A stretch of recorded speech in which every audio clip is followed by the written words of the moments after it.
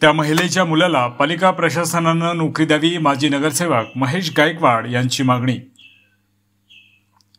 कल्याणमधील रुक्मिणीबाई रुग्णालयात रुग्णवाहिका वेळेवर न मिळाल्याने सविता बिराजदार या महिलेचा मृत्यू झाल्याची घटना घडली होती।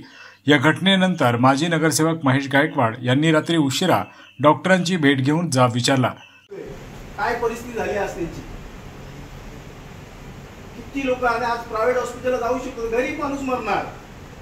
त्या कल्याण डोंबिवलीतला फक्त आणि फक्त गरीब माणूस मरणार आहे। एक तरी श्रीमंत माणूस इकडे आलाय आणि तो त्याची डेट झाली असं होऊ शकणार नाही। प्रायव्हेट हॉस्पिटलला जायचं तर 50,000 1 लाख रुपये डिपॉझिट कुठून भरणार सांगा ना, ते बघा कुठून भरणार ते लोक।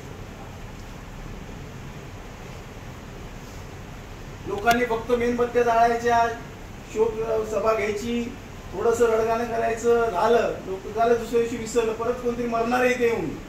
तुम्ही आता स्टँड घेतला पाहिजे, आम्ही पण स्टँड घेतोय, तुम्ही सगळ्या डॉक्टर लोकांनी स्टँड घेतला पाहिजे। त्याला का पाठवावं लागतंय? केमला जी परिस्थिती अशी की बाहेर रस्त्यावरती झोपवलेत माणसांना, तिथे बेड नाही। तिकडे आज पण आपण तिकडे पेशंट जर पाठवला महापालिकेकडनं, तिकडे तुम्हाला व्हेंटिलेटर मिळतो का? नाही मिळत। एक तर असं बोर्ड लावा इथे बाहेर, गरीब माणसाने कुठल्याही क्रिटिकल कंडिशन मध्ये यायचं नाही, ते मरून जाणार माणूस। तेव्हा तरी साला बोर्ड वाचून ते जनजागृती होईल, ते इकडे येणार नाही, कुठेतरी फुटपाथवरती दम तोडून टाकतील।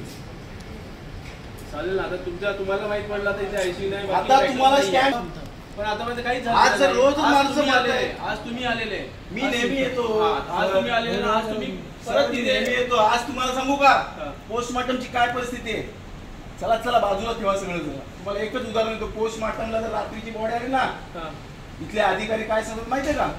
सकाळी पोस्टमार्टम होईल। आता ह्याचं उत्तर देऊ शकता का तुम्ही? ज्याला गरज असेल आणि जे बॉडी घेऊन जात असेल, नाही नाही नाही नाही, आम्ही अरे मी खूप 1 आणि 2 वाजता खूप वेळ आले, नाही मिळत। 1 आणि 2 वाजता मी पीएम करून टायमिंग ठरलेले, तुम्ही आता एका दिवस केलं असं ते नका सांगू। अनेक वेळा आजपर्यंत जेवढे पण पेशंट, आज कल्याणपुरीची एक बॉडी आली नाही ते त्याचं पोस्टमार्टम करण्यासाठी रात्रीच्या रात्री लगेच आमच्यासारखा आला तरच दिलं जातं ते। पण आमच्यापर्यंत एखादा नातेवाईक किंवा त्याचा अमुक मित्र आला तर आम्ही ते इमिजिएटली करून देतो, नाहीतर सकाळी या तुमचं पोस्टमार्टम सकाळी होणार। कधी थांबणार हे सगळं? स्वीपर आता त्याची कधी थांबणार? 11 वाजता 12 वाजता त्याची ड्युटी संपलेली, पण घरी जातील ना। 8 वाजता 9 वाजता आलेल्या लोकांना सुद्धा त्या पद्धतीने त्या परिस्थितीला समोर जावं लागतं। माजी नगरसेवक महेश गायकवाड यावेळी म्हणाले, आज खऱ्या अर्थाने कल्याण डोंबिवली शहर हा शर्मसार झालेला आहे। या हॉस्पिटलने आत्तापर्यंत जेवढे पण क्रिटिकल पेशंट असतील त्यांना पावती देऊन जे हॉस्पिटलला जावा, केम हॉस्पिटलला जावा अशा पद्धतीने ट्रीटमेंट दिलेली आहे। आणि त्या ठिकाणी पोचता किंवा पोचल्यानंतर आपल्या सगळ्यांना कल्पना आहे, तिथे अनेक लोकांनी दम तोडलेले आहे।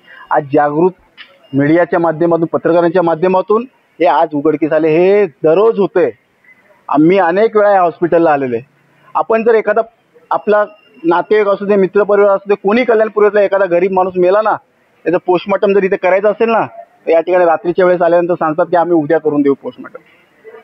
म्हणजे अशा पद्धतीचं ह्या हॉस्पिटलमधलं काम करण्याची पद्धत आहे, हे पूर्णपणे नाकर्ते लोक या ठिकाणी बसवलेले आहेत। आज मी यांना सांगितलं की आपण या ठिकाणी आपल्याला इथे ट्रीटमेंट करायला जर एखादा ॲक्सिडेंट झालेला पेशंट आला किंवा एखादा क्रिटिकल पेशंट आला, तर तुमच्या लोकांना जर इकडे कोणत्याही प्रकारचं इकडे सुखसुविधा नाही, तुम्ही एवढे वर्ष काय झोपले होतात का? आज जसं शिवाजीनगर आणि प्लॅटिनम प्रायव्हेट हॉस्पिटलसोबत टाईप केलेलं आहे, छत्रपती शिवाजी हॉस्पिटल आणि प्लॅटिनमनी जसं टाईप केलेलं आहे, तसं तुम्ही एखाद्या प्रायव्हेट हॉस्पिटलसोबत टाईप का करत नाही? जेणेकरून एखादा पेशंट जो असेल त्या ठिकाणी क्रिटिकल कंडिशन वाला पेशंट त्या ठिकाणी ऍडमिट होऊ शकेल। पण आज जी महिला आली होती, सविता नावाक महिला आली होती, हात दुखत होता म्हणून आली होती। 5 तास एम्ब्युलन्स उपलब्ध नाही, हा ग्रामीण भाग नाहीये, शहरी भाग आहे। आता या कल्याण ऐका, तुम्हाला सांगतो, आता प्रायव्हेट ॲम्ब्युलन्स लोकांना प्राधान्य दिलं जातं, कारण की ह्या लोकांचा काही दलाल लोक, ह्या अनेक मोठ्या प्रमाणात दलाल लोक या ठिकाणी समाविष्ट झालेले आहेत। प्रायव्हेट ॲम्ब्युलन्सला पैसे जास्त देऊ केले जातात, म्हणून ह्या गव्हर्नमेंटच्या ज्या महापालिकेच्या ज्या ॲम्ब्युलन्स आहेत त्या धूळ खात ठेवलेल्या असतात। मला तुम्हाला एवढंच सांगायचं आहे की ही जी घटना झाली, आज ही घटना फक्त त्या महिलेच्या परिवाराने तर कल्याणपुरीवरती आघात बसलेला आहे. आज 2च मुलं आहेत, त्यांचा वडील सुद्धा वारलेले आहे. या बाई घरकाम करून 2 पोरांचं पोट भरत होती. महापालिकेला या ठिकाणी मी आवाहन करतो आणि बोलतो की तुम्ही जर ह्यांची पूर्ण भरपाई दिली नाही तर कल्याणपूर्व गप्प बसणार नाही. तुम्ही लवकरात लवकर त्या परिवाराला त्यांचा मोबदला, त्यांच्या परिवाराला तुम्ही कितीही दिला, अफाट पैसे दिले तर गेलेला माणूस काय परत येणार नाही. पण त्या 2 मुलांच्यासाठी महापालिकेने नवनिर्वाचित आयुक्त गोयल सर यांना मी विनंती करतो की आपण त्यांना महापालिकेच्या माध्यमातून त्यांना धनराशी द्यावी, मोठ्या प्रमाणात द्यावी. 50 लाख रुपये द्यावेत त्यांना. त्याचप्रमाणे त्यांच्या घरातल्या एका मुलाला नोकरी द्यावी, जेणेकरून येणाऱ्या काळामध्ये त्यांचं घरचं निवारण चालेल.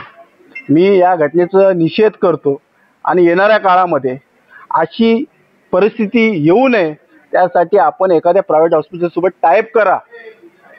जसं छत्रपती शिवाजी महाराज हॉस्पिटल आणि प्लॅटिनम हॉस्पिटलने जसं टायअप केले, प्रायव्हेट हॉस्पिटलसोबत टायअप केल्याशिवाय तुम्हाला पर्याय नाही. KM हॉस्पिटलला आणि JJ हॉस्पिटलला कल्याण शहराच्या पेशंटसाठी जागा नाही आहेत. तिकडचेच पेशंट रोडवरती आणि हॉस्पिटलच्या गॅलरीमध्ये दम तोडतायत. त्यामुळे मला एवढंच बोलायचं की इथे गरीब लोक जगू शकत नाही. गरीब लोकांना मरायचंच आहे. आजारी पडला, ॲक्सिडेंट झाला, त्याला मरायचंच आहे. या हॉस्पिटलमध्ये त्याला ट्रीटमेंट मिळूच शकत नाही, अशी परिस्थिती आहे हॉस्पिटलची. महाराष्ट्र अपडेट 24 साठी शंकर जाधव, कल्याण.